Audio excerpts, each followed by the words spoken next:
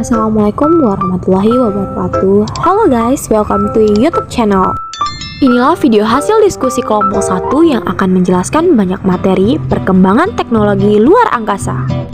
Sebelum itu, sesuai dengan kata pepatah, tak kenal maka tak sayang. Tapi alangkah baiknya kita nggak usah kenalan ya guys ya, karena takutnya nanti sayang sendirian. Enggak, maaf ya garing. Mari kita kenalan ke kelompok 1 dari kelas 12 IPS 3. Perkenalkan, nama saya Suci Dwi Payana Rahmadani. Perkenalkan, nama saya Dimas Saputra. Perkenalkan, nama saya Ariel Andika Chandra. Perkenalkan, nama saya Tri Aksi Maharani. Perkenalkan, nama saya Dwi Sapitri Melka. Perkenalkan, nama saya Dima Rahman. Kami dari kelompok 1 akan menjelaskan materi-materi tentang perkembangan teknologi luar angkasa sejak Perang Dingin hingga masa modern saat ini, dan juga dampak-dampak yang terjadi sejak adanya perkembangan teknologi luar angkasa.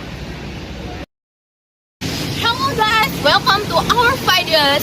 Di sini kalian tahu kan kalau misal aku udah buat video kayak ini, ya tentunya aku lagi ada tugas nih. Tugas tentang apa sih?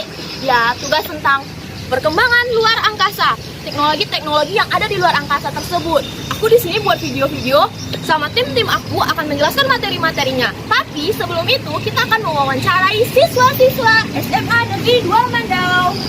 Halo guys, mari kita wawancara kakak ini. Halo kak, kakak dari kelas berapa dan namanya kak siapa?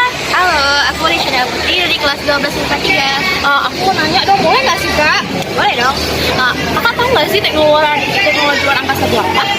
Tahu dong. Teknologi itu adalah teknologi yang mengambil objek di luar angkasa. Nah, berarti kakak tahu dong teknologi luar angkasa itu pertama kali muncul di mana, dari negara apa? Kurang tahu sih, mungkin dari Amerika Serikat atau Uni Soviet. Bener nggak? Kalau gitu, mari kita dengerin penjelasan dari kakak-kakak kita kelas MIPS 3. Persaingan penjelajahan luar angkasa pada masa Perang Dingin. Pada masa Perang Dingin antara tahun 1947 sampai dengan tahun 1991, persaingan teknologi antariksa antara Amerika Serikat dan Uni Soviet semakin memanas. Perlombaan ini adalah persaingan penjelajahan angkasa antara Uni Soviet dan Amerika Serikat selama Perang Dingin. Perlombaan ini diawali oleh perlombaan senjata nuklir. Perlombaan ini meliputi usaha untuk mengeksplor luar angkasa dengan satelit buatan, mengirim wahana antariksa nirawak ke bulan, Venus, dan Mars, mengirim manusia ke antariksa dan mendaratkan di bulan.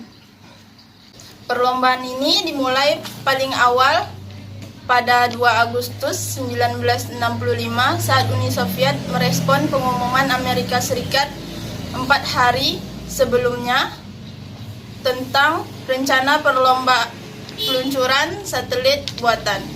Pada tahun geofisika internasional, Uni Soviet berhasil meluncurkan satelit buatan pertama pada 4 Oktober 1957 dan manusia pertama keluar angkasa, yaitu Yuri Gagarin, pada 12 April 1961. Uni Soviet juga meluncurkan wanita pertama keluar angkasa, yaitu Valentina Tereshkova, pada 16 Juli 1963. Pada April 1972, kedua negara sepakat untuk berkooperasi dalam Apollo Soyuz Test Project atau ASTP, dan pada Juli 1975 kedua wahana Apollo dan Soyuz berlabuh. Meskipun kooperasi telah diupayakan sejak awal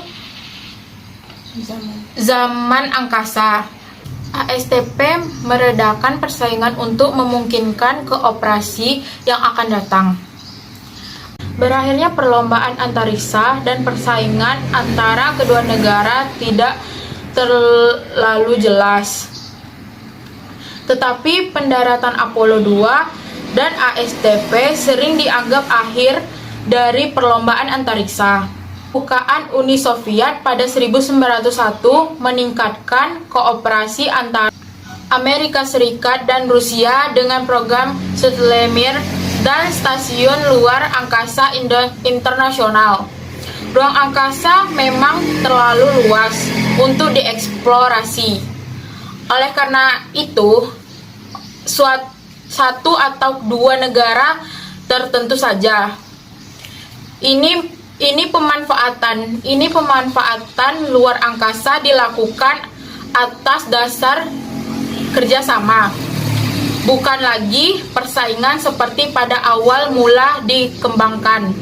Kini Amerika dan Rusia bersama-sama dengan negara-negara maju lainnya bahu-membahu mengembangkan stasiun luar angkasa internasional atau International Space Station yang diharapkan menjadi pusat kegiatan eksplorasi antara lintas negara. Sementara itu, teknologi roket juga tidak lagi merupakan monopoli Amerika Serikat dan Rusia. Beberapa negara seperti Jepang, India, Cina, dan Uni Eropa juga telah berhasil mengembangkan teknologi roketnya masing-masing.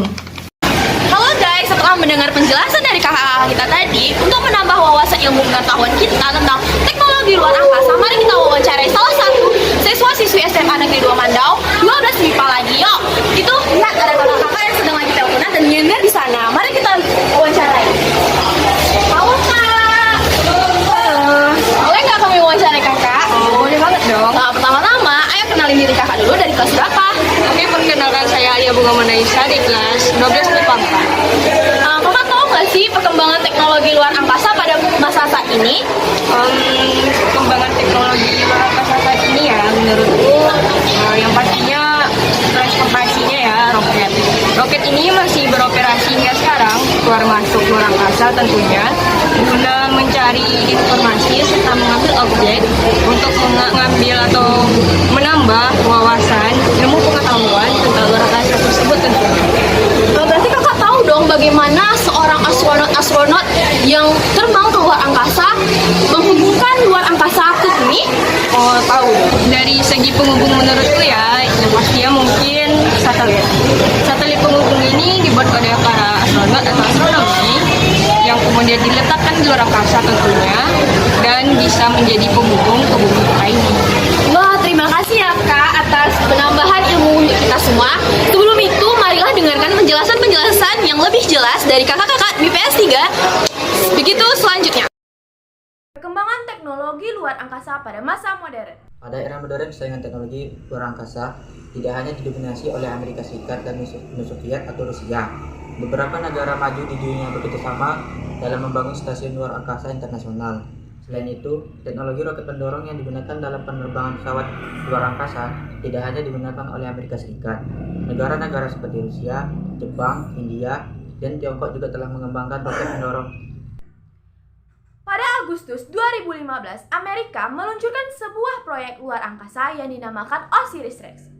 Proyek tersebut berupa proyek luar angkasa yang akan mengambil contoh asteroid di luar angkasa.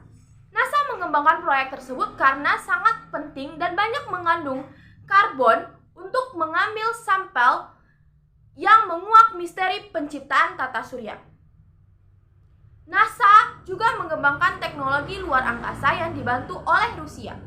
Presiden Vladimir Putin pada September 2015 mencoba mengembangkan proyek tersebut untuk mengurangi ketergantungan stasiun luar antariksa yang bernama Baikonur Cosmodrome di Kazakhstan dan melanjutkan stasiun antariksa yang dibangun di Cosmodrome yang ada di Siberia untuk menjawab pertanyaan yang dipertanyakan oleh kita untuk kakak kita tadi tentang bagaimana cara astronot mengambil atau menghubungkan bumi dengan luar angkasa, yaitu betul sekali dengan cara membangun sebuah satelit komunikasi yang dibangun di luar angkasa dan satelit tersebut dihubungkan melalui televisi, radio, CB yang telah dihubungkan di luar angkasa dan akan membantu para manusia untuk mengetahui wawasan ilmu pengetahuan yang ada di luar angkasa untuk di bumi ini.